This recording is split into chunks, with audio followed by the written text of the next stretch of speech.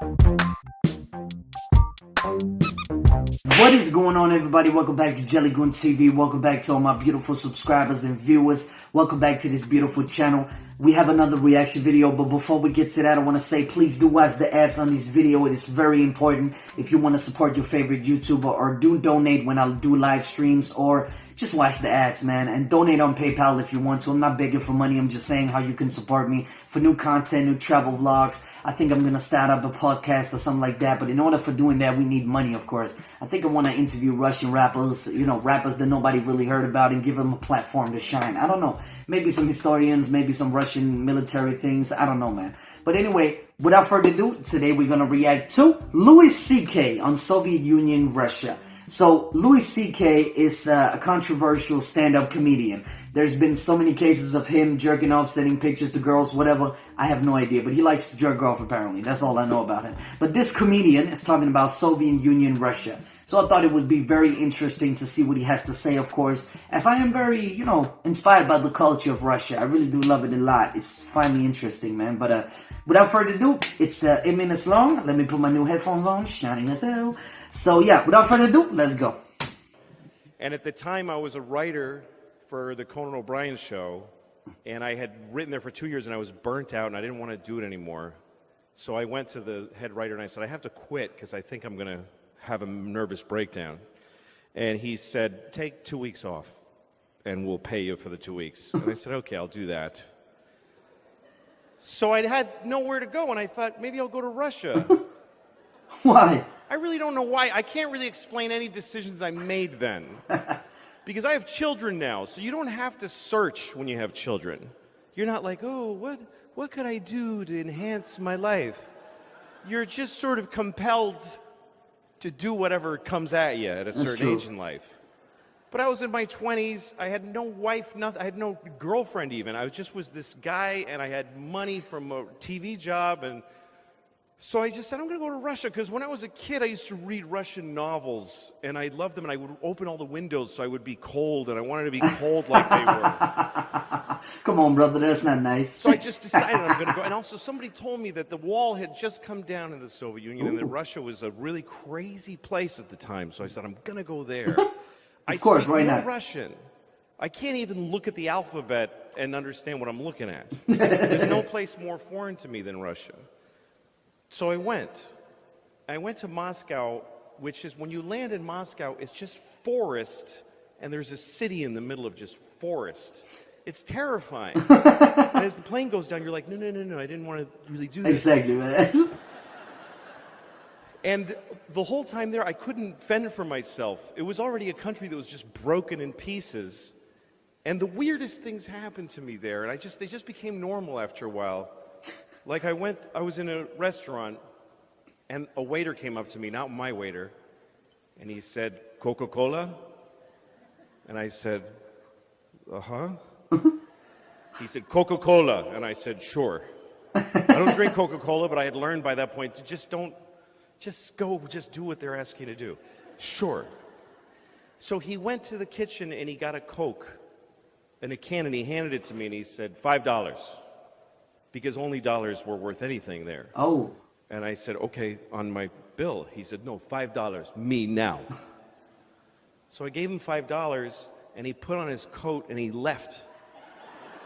He just sold me what the hell, man? on the side. What the fuck? And then quit his job. What the? So, that's some crazy stuff, man. Moments I was having there. And I couldn't talk to anybody, and I was so lonely. It's difficult. I mean, I was alone, and I just sit in the room and go, okay, that was a really fucked up day. I hated that day. You got it. And I tried to watch television, and the TV was American shows like Dynasty, and the way they translate, they didn't have, what they did was the sound is a little down, and there's just one man saying all of the dialogue over the whole show. I was there for 2 weeks, and it just was crushingly, I had made no contact with anyone. And then one day I went into the subway. Now, if you've never been to Moscow, The streets in Moscow during the Cold War, they were made wider so that they could have missiles go down the middle of the street for the parades. And if you go there, you'll find out if you go behind the big buildings, they actually tore the buildings off of their foundations and dragged them back. What the hell, And man? a lot of the bigger buildings in Moscow, in the back, they're being held up by like bricks. It's really unnerving how unsafe the whole city is. So the streets are very wide, and you can't cross the street on a green light. You'll never make it. So they made tunnels so you can go under. And those are connected to the subway. Shit. And the subway in Moscow, you go down in an escalator and you keep going until you think, it just keeps going. Like, this is so deep. This Really? is really upsetting. That's some crazy stuff, man. But anyway, everyone hangs out in these tunnels. I went in the middle of December. I went to Russia in the middle of December. Why would you do that? And I'm standing in the subway, and I'm watching a violin player. And the one thing about Russia, still today, I think, is that no one has any money. So when you see a guy playing the violin in the subway, he's like the first chair violin for like the Russian Symphony Orchestra, because that doesn't pay shit. And at least he can get a few kopecks in the subway. So I'm watching him, and these other people are sitting on the floor, and we're crying. Everybody's crying. It's just normal. People are just watching, just wiping away tears. And there's a young fella sitting here, and he looked my age. I was 25 at the time. He looked about 25, and he was tattered and just watching this violin player. And then this group of kids walked by, about 8 children, ranging from 5 to 10 years old, and their faces were dirty, like, like shit. an Oliver Twist, like they were in You're a gonna play. get scammed, man. Like they had rubbed dirt on their face. And they're all wearing men's coats that they're wearing as like from the neck down to the floor. And none of them have sleeves, their hands in their sleeves. Their sleeves are just flopping. They were like street urchin kids. Oh, shit. And the coats, it just looked like these men's coats. And you kind of knew all the men who owned those coats are dead. And at least one of these kids killed those guys.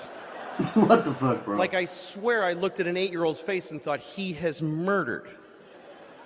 And that's what they looked like, just tough little kids. And I'd seen them before in Moscow. They work in groups. The guy sitting below me that I identified with called out to the head kid in the front. Oh, shit. I don't speak Russian, so I just knew he was going, he's appealing to him. What the fuck? He needed something. And the kid with his hands in his sleeve looked at him suspiciously and said, like, what the fuck, why, what do you want from me? And the guy went, explaining himself, and he showed that his shoe had come apart. And he showed that his shoe was like a flap, and he showed the kid, and he showed him his shoe. And the kid shrugged and said, like, okay. And the kid's hand appeared from out of the sleeve, and there was a tube of shoe glue in his hand. He didn't rummage for it. It was already there. What the hell? And he handed it to the guy, and the guy fixed his shoe with the glue, gave it back. That's some crazy stuff right there, man. And then the kid from he took his other hand, had a paper bag, and he put the glue in, and he huffed it, and his eyes rolled back, and he got high. And then the group kept going, and I couldn't believe what I just saw. That the That's some misery crazy stuff, in this man. country at that time was so calculable and so predictable that this guy thought, my shoe's broken. Oh, there's a child. Do you have some glue? He's sure to have some glue in his hand because the state of our nation is so wretched. And I looked, and he looked at me, and I was startled, and then he laughed, and I laughed. And he's the only person I had any contact with in the whole of the Soviet Union. And I realized this is why I came here, to find out how bad life gets, and that when it's this bad, it's still fucking funny. Oh, shit. That's all I got. Man, that's crazy, man. Alright, so I think it was from some, it wasn't really that funny, but it was kind of a good story, you know what I mean? Because in the Soviet Union, when the Russia broke down, it was kind of crazy, and kids, they didn't have, I think there was a lot of homelessness, there were a lot of hunger, a lot of things that people really couldn't get that they actually deserved to get, of course. But that's kind of crazy story to see that in your regular day, you walk around and you ask a kid for glue because you know they got glue. Now, I think it's funny, but it's on a serious issue that, like in India, kids, they have a glue problem, or like in Africa, I think it is. I can't remember what. But they do have a glue problem because they sniff the glue and then they get high, they don't get hungry, and they can produce more work, do more things, right? It ends up in brain damage, it ends up in starvation, it ends up in anything, and it's a horrible thing. But the way that he told it was like kind of funny because, you know, you never really in the West think of a guy asking a kid for glue to glue his shoes, and then the kid gets the glue back and then he sniffs it. That's kind of crazy, man. That's kind of crazy for me either. Man, that's fucked up. Anyway, that was a beautiful little story. Not really that fun. I don't think he's that fun. Sometimes he is funny, but he's a good comedian nonetheless. Not a good guy, I guess. I don't know. I have no idea. Anyway, guys and girls, if you enjoyed this video about the Soviet Union, please hit the like button down below. It'd be massively appreciated. And I really want to hear your opinion down below. So please comment down below if you have an opinion about Soviet Union. Did the kids suffer a lot? Did they sniff glue? What was going on that you suffered so much that he said that even suffering is funny? Like, you know what I mean? He remembered him of that. It was just kind of fucked up. I don't find that funny, but just the way that he said it, it was kind of, what the fuck, bro, really? Please leave your opinion down below. We'd love to hear it. How was the Soviet Union back in the days? Can you remember it? Do I have any old school heads here, or any grandfathers of, you know, grandsons of grandfathers or whatever that can explain to me? But anyway, guys and girls, if you really want to support this channel, please do subscribe and hit that notification button to get updated on newest videos to come to this channel, and you become a member of the Jelly Goon Squad, of course. Anyway, beautiful people, I'm gonna see you until the next one. Peace.